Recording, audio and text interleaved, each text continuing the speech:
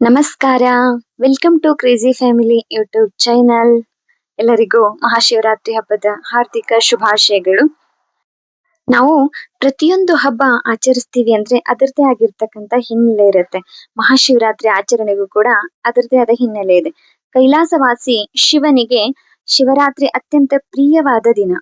ಶಿವರಾತ್ರಿಯಂದು ತನ್ನನ್ನು ಪೂಜಿಸುವ ಭಕ್ತರಿಗೆ ತಾನು ವಿಶೇಷವಾಗಿ ಅನುಗ್ರಹ ನೀಡುವುದಾಗಿ ಸ್ವತಃ ಶಿವನೇ ಪಾರ್ವತಿಯಲ್ಲಿ ಹೇಳಿದ್ದಾರೆ ಅಂತ ಶಿವಪುರಾಣದಲ್ಲಿದೆ. ಈ ದಿನ ಶಿವನು ಪಾರ್ವತಿ ದೇವಿಯನ್ನು ವಿವಾಹವಾದ ದಿನ. ಅಲ್ಲದೆ ದೇವತೆಗಳು ಹಾಗೂ ಅಸುರರ ನಡುವೆ ಸಮುದ್ರ ಮಂಥನ ನಡೆದು ವಿಷ ಉದ್ಭವವಾದಾಗ ಅದನ್ನು ಶಿವ ಕುಡಿತಾರೆ. ವಿಷ ಗಂಟಲೊಳಗಿಂದ ಇಳಿಯದಂತೆ ಪಾರ್ವತಿ ಇಡೀ ರಾತ್ರಿ ತಡಿತಾರೆ ಅನ್ನೋದೇ ಶಿವಪುರಾಣದ ಇನ್ನೊಂದು ಮಹಿಮೆ.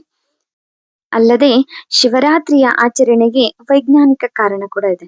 ಸೂರ್ಯ ಮತ್ತು ಚಂದ್ರರ ಚಲನೆಯಿಂದಾಗುವ ಎಲ್ಲಾ ಕಾಲ ವ್ಯತ್ಯಾಸಕ್ಕೆ ನಮ್ಮ ದೇಹ ಹೊಂದಿಕೊಳ್ಳಬೇಕಾಗುತ್ತದೆ.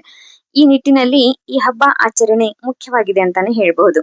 ಈ ಸಮಯದಲ್ಲಿ ಚಳಿಗಾಲವು ಮುಗಿದು ಬೇಸಿಗೆ ಕಾಲವು ಪ್ರಾರಂಭಗೊಳ್ಳುವುದು. ಅಂದರೆ ಈ ದಿನದಂದು ಚಳಿಗಾಲ ಉತ್ತುಂಗದಲ್ಲಿದ್ದು ಕೃಷ್ಣ ಪಕ್ಷದ ಕೊನೆಯ ದಿನವೂ ಆಗಿರುತ್ತದೆ.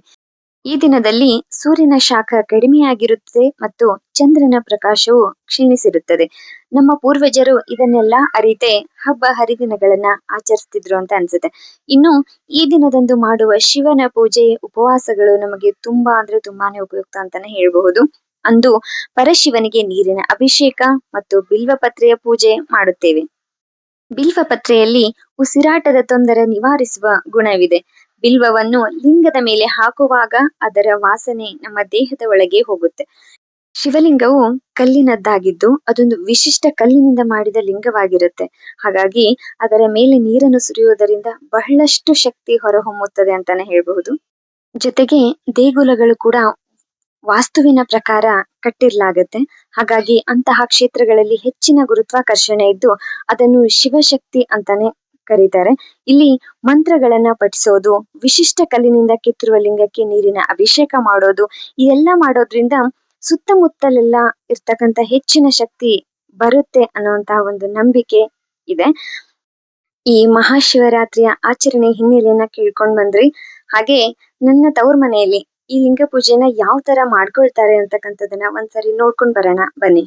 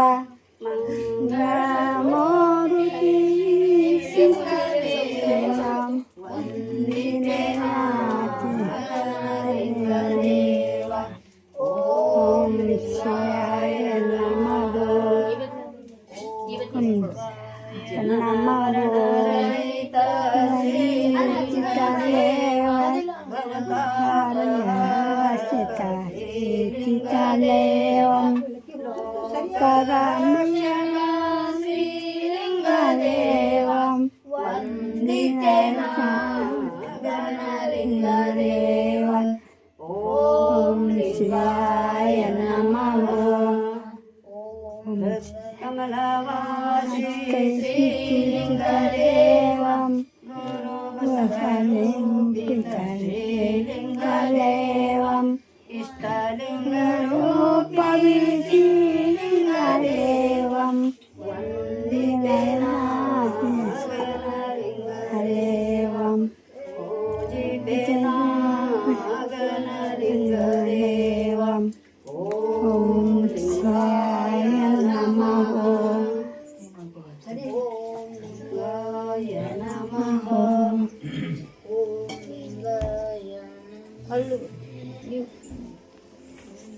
लिंग पूजियाಗುತ್ತಾರಣ್ಣ ಯಾವಾಗ ನೋಡಲು ಲಿಂಗ ಪೂಜೆಯಾಗುತ್ತಾರಣ್ಣ ಲಿಂಗ ಪೂಜೆಯಾಯಿತು ಲಿಂಗ ಪೂಜೆಯಾಗುತ್ತಾರೆ ಲಿಂಗ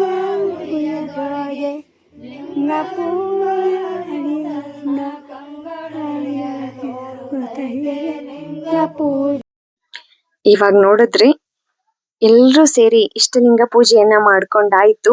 ಅದಾದ್ಮೇಲೆ ನಮ್ಮ ತವ್ರ ಮನೆಯಲ್ಲಿ ಪೂಜೆ ಆದ ತಕ್ಷಣ ಗುರುಗಳ ಸ್ವಾಮಿಗಳ ಪಾದ ಪೂಜೆ ಮಾಡಿ ಪಾದೋದಕ ಸ್ವೀಕಾರ ಮಾಡ್ತಕ್ಕಂಥದ್ದು ಪ್ರತಿ ವರ್ಷ ಮಾಡ್ತಾರೆ. ಅದೇ ತರ ಇವಾಗ್ಲೂ ಮಾಡ್ತಿದ್ದಾರೆ, ನೀವು ನೋಡಬಹುದು.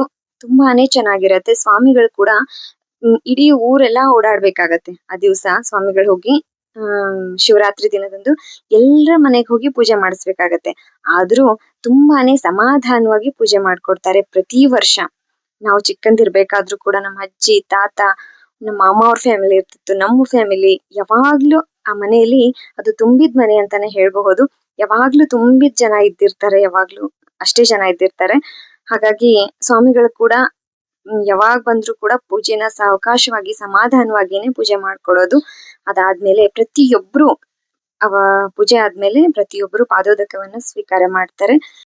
ಪಾದೋದಕ ಸ್ವೀಕರಿಸಿ ಸ್ವಾಮಿಗಳಿಗೆ ನಮಸ್ಕಾರ ಮಾಡಿ, ಹಾಗೆ ಮನೇಲಿರ್ತಕ್ಕಂಥ ಎಲ್ಲಾ ಹಿರಿಯರಿಗೆ ನಮಸ್ಕಾರ ಮಾಡೋದು ಪ್ರತಿ ವರ್ಷ ಶಿವರಾತ್ರಿ ಈ ತರ ನಮ್ಮ ಮನೇಲಿ ನಡೆಯುತ್ತೆ. ನಮ್ಮ ತವ್ರ ಮನೆಯಲ್ಲಿ ಈ ತರ ಶಿವರಾತ್ರಿ ಹಬ್ಬ ಆಚರಿಸ್ತಾರೆ. ಯಾರಿಗಾದ್ರೂ ಪೂಜೆ ಯಾವ ತರ ಮಾಡ್ಕೊಳ್ಬೇಕು ಅಂತ ಗೊತ್ತಿಲ್ಲದೆ ಇರೋರು ಈ ವಿಡಿಯೋ ನೋಡಿದ್ರೆ ನಿಮ್ಗೆ ಗೊತ್ತಾಗತ್ತೆ. ವಿಡಿಯೋನ ಪೂರ್ತಿಯಾಗಿ ನೋಡಿ. ಈ ದಿನ ಶಿವಭಕ್ತರು 3 ನಿಯಮಗಳನ್ನ ಪಾಲಿಸ್ತಾರೆ. ಮೊದಲನೇದು ಶಿವಾಭಿಷೇಕಾದಿ ಪೂಜೆ, ಎರಡನೇದು ಜಾಗರಣೆ, ಮೂರನೇದು ಉಪವಾಸ. ಈ ದಿನ ಶಿವಲಿಂಗಕ್ಕೆ ಅಭಿಷೇಕ ಮಾಡೋದು, ಹೂಪತ್ರಾದಿಗಳನ್ನ ಏರ್ಸೋದು, ಪತ್ರೆಗಳನ್ನ ಹೂಗಳನ್ನ ಏರ್ಸಿ ಶೃಂಗಾರ ಅಲಂಕಾರ ಮಾಡೋದು, ಅದು ಅಲ್ಲದೆ ಶಿವನಾಮ ಸ್ಮರಣೆ ಮಾಡೋದು. ಇಡೀ ರಾತ್ರಿ ಜಾಗರಣೆ ಕೂಡ ಮಾಡ್ತಾರೆ. ಆ ದಿವಸ ಶಿವನಾಮ ಸ್ಮರಣೆ ಮಾಡೋದಾಗಿರ್ಬೋದು ಅಥವಾ ಭಜನೆ ಮಾಡೋದಾಗಿರ್ಬೋದು. ಹಾಗಾಗಿ ಇಡೀ ರಾತ್ರಿ ಜಾಗರಣೆನ ಮಾಡ್ತಾರೆ. ಮೂರನೇದು ಉಪವಾಸ. ಶಿವಭಕ್ತರು ಈ ದಿವಸ ಯಾರ್ಯಾರು ಉಪವಾಸ ಮಾಡ್ತಾರೋ ಅವರು ಆ ದಿವಸ ಬೇಯಿಸಿದ ಅಡಿಗೆನ ತಿನ್ನೋದಿಲ್ಲ. ಏನಾದ್ರೂ ಫ್ರೂಟ್ಸ್ ಆಗಿರ್ಬಹುದು, ಅದು ಅಲ್ಲದೆ ಹಣ್ಣು ಹಾಲು ತಗೋತಾರೆ. ಬೇಯಿಸಿದ ಅಡಿಗೆನ ತಿನ್ನೋದಿಲ್ಲ. ಈ ನಿಯಮಗಳನ್ನ ಪಾಲಿಸ್ಕೊಂಡು ಈ ಶಿವರಾತ್ರಿಯನ್ನ ಪಾಲಿಸ್ತಾರೆ. ಈ ಶಿವರಾತ್ರಿ ಅಂದು ಶಿವನ್ ಧ್ಯಾನ ಮಾಡೋದು, ಶಿವಪೂಜೆಯನ್ನ ಮಾಡೋದು, ಇದನ್ನೆಲ್ಲ ಮಾಡೋದ್ರಿಂದ ಶಿವನ್ಗೆ ಈ ದಿನ ಬಹಳಷ್ಟು ಪ್ರಿಯವಾಗಿರ್ತಕ್ಕಂಥ ದಿನ. ಹಾಗಾಗಿ ಅವರವರ ಭಕ್ತಿಯಿಂದ ಬೇಡ್ಕೊಂಡ್ರೆ ಭಕ್ತರ ಬೇಡಿಕೆಗಳನ್ನ ಈಡೇರಿಸ್ತಾರೆ ಅಂತ ಹೇಳ್ತಾರೆ ಶಿವನು. ಅದು ಅಲ್ಲದೆ ಈ ಲಿಂಗ ಪೂಜೆ ಮಾಡೋದು, ಹೂ ಪತ್ರಾದಿಗಳನ್ನ ಏರ್ಸೋದ್ರಿಂದ ವೈಜ್ಞಾನಿಕವಾಗಿ ಕೂಡ ನಮ್ಮ ಶರೀರಕ್ಕೆ ತುಂಬಾ ಅಂದ್ರೆ ತುಂಬಾನೇ ಉಪಯೋಗ ಇದೆ ಅಂತ ಕೂಡ ನಾನು ಹಿಂದೆ ಹೇಳಿದ್ದೆ. ಹಾಗಾಗಿ ಇದನ್ನ ನೋಡಿ ನಿಮ್ಮಲ್ಲಿ ಯಾವ ತರ ಶಿವರಾತ್ರಿಯನ್ನ ಸೆಲೆಬ್ರೇಟ್ ಮಾಡ್ತೀರಾ ಅಂತಕ್ಕಂಥದ್ದನ್ನ ಕಮೆಂಟ್ಸ್ ಮೂಲಕ ತಿಳಿಸಿ. ಈ ವಿಡಿಯೋ ನಿಮ್ಮೆಲ್ರಿಗೂ ಇಷ್ಟ ಆಗಿದೆ ಅಂತ ಅನ್ಕೊಂಡಿದೀನಿ. ಇಷ್ಟ ಆದ್ರೆ ಲೈಕ್ ಮಾಡಿ, ಶೇರ್ ಮಾಡಿ, ಹಾಗೂ ನಮ್ಮ ಚಾನೆಲ್ ಅನ್ನ ಸಬ್ಸ್ಕ್ರೈಬ್ ಮಾಡ್ಕೊಂಡು ವಿಡಿಯೋ ನೋಡೋದನ್ನ ಮರಿಬೇಡಿ. ಮತ್ತೆ ಸಿಗ್ತೀನಿ ಅಂತ ನೆಕ್ಸ್ಟ್ ವಿಡಿಯೋದಲ್ಲಿ. ಅಲ್ಲಿವರೆಗೂ ಬಾಯ್. Thank you. ವಿಡಿಯೋ ಪೂರ್ತಿಯಾಗಿ ನೋಡಿದ್ದಕ್ಕೆ ಥ್ಯಾಂಕ್ ಯು ಸೋ ಮಚ್.